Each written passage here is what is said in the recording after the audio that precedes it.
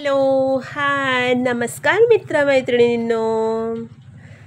तुमचे सर्वांचे स्वागत माझ्या या छोट्याशा ब्लॉगमध्ये, यूट्यूब चॅनलमध्ये, जिचे नाव आहे संगीता पाटील.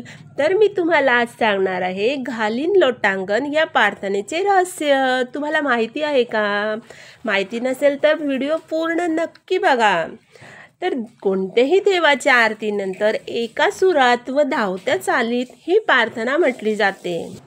अतिशय श्रवणीय व नाद मधुर असल्याने खूपच लोकप्रिय आहे. सर्वत्र म्हटली जाते व भक्त त्यात तल्लीन होऊन जातात. तर आज मी तुम्हाला या प्रार्थनेमधील वैशिष्ट्ये सांगणार आहे व त्याचा अर्थ समजावून घेऊ. प्रार्थना 4 कडव्यांची आहे व 5वे कडवे हा एक मंत्र आहे. तर मी आताच सुरू करणार आहे वैशिष्ट्ये सांगायला तुम्हाला. प्रार्थनेतील 4ही कडव्यांचे रचयिता वेगवेगळे आहेत. ही 4ही कडवे वेगवेगळ्या कालखंडात लिहिले गेलेली आहेत. पहिले कडवे मराठीत असून उरलेली कडवे संस्कृत भाषेत आहेत. तर बऱ्याच जणांना असे वाटते की ही गणपतीची प्रार्थना आहे, पण ही सर्व देवांच्या आरतीनंतर म्हटली जाते. यातील एकही कडवे गणपतीला उद्देशून नाही.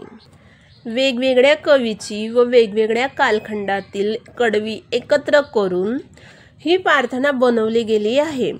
आता आपण प्रत्येक कडवे अर्थासहित सांगते मी तुम्हाला.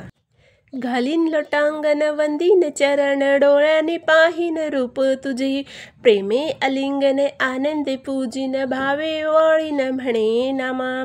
तर हे कडवे संत नामदेवांनी 13व्या शतकात लिहिलेली एक सुंदर रचना आहे. तर याचा अर्थ विठ्ठलाला उद्देशून संत नामदेव म्हणतात, तुला मी लोटांगण घालीन व तुझ्या चरणांना वंदन करीन. माझ्या डोळ्यांनी तुझे रूप पाहीन. एवढेच नाही तर तुला मी प्रेमाने आलिंगन देऊन अत्यंत मनोभावे तुला ओवाळीन.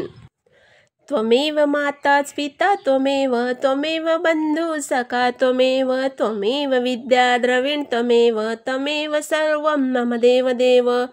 तर हे कडवे आद्य शंकराचार्यांनी गुरुस्तोत्रात लिहिलेले आहे. हे संस्कृतमध्ये आहे. हे 8व्या शतकात लिहिलेले आहे. याचा अर्थ सांगते मी आता तुम्हाला. तूच माझी माता व तूच माझा पिता आहेस. तूच माझा बंधू आणि मित्र आहेस. तूच माझे ज्ञान आणि धन आहेस. तूच माझे सर्वस्व आहेस. कायेन वाचा मनसेंद्रियात्मा बुद्धात्मता वा प्रकृती स्वभावात करोमि यज्ञं सकलं परस्मै नारायणापि समर्पयामि.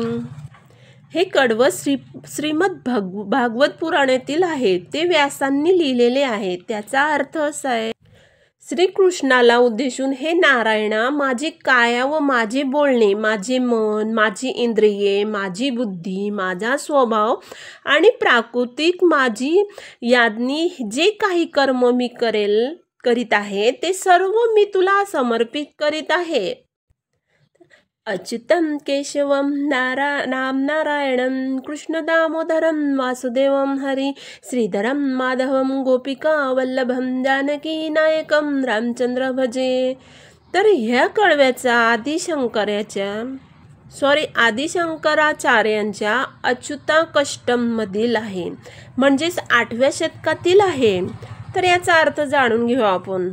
मी भजतो त्या अच्युताला, त्या केशवाला, त्या रामनारायणाला, त्या श्रीधराला, त्या माधवाला, त्या गोपिका वल्लभाला, त्या श्रीकृष्णाला, आणि मी भजतो त्या जानकी नायक श्री रामचंद्रला. तर हरे राम राम राम हरे हरे, हरे कृष्ण कृष्ण कृष्ण हरे हरे. हा 16 अक्षरी मंत्र कली संतरण या उपनिषदातील आहे. कलियुगाचा धर्म हे हरिनाम संकीर्तन आहे. याशिवाय कलियुगात कोणताच उपाय नाही. हा मंत्र श्री रामकृष्णाला समर्पित आहे. अशी ही वेगवेगळ्या कवीची वेगवेगळ्या भाषेचे मिश्रण असलेली प्रार्थना अत्यंत श्रवणीय आहे. तिचे नादमाधुर्य व चाल अलौकिक आहे. रचना कोणाची असो, हे गाताना फक्त तल्लीन होतात व त्याचा भाव देवापर्यंत पोचतो. अर्थ समजून म्हटले तर आरतीमध्ये भाव येतात। तर मैत्रिणींनो, कसा वाटला माझा व्हिडिओ तुम्हाला? आवडला असेल तर नक्कीच लाईक, कॉमेंट्स आणि शेअर करा आणि हो, सबस्क्राईब करायला विसरू नका। चला तर मग बाय बाय, भेटूया पुढच्या व्हिडिओमध्ये। श्री स्वामी समर्थ सर्वांना।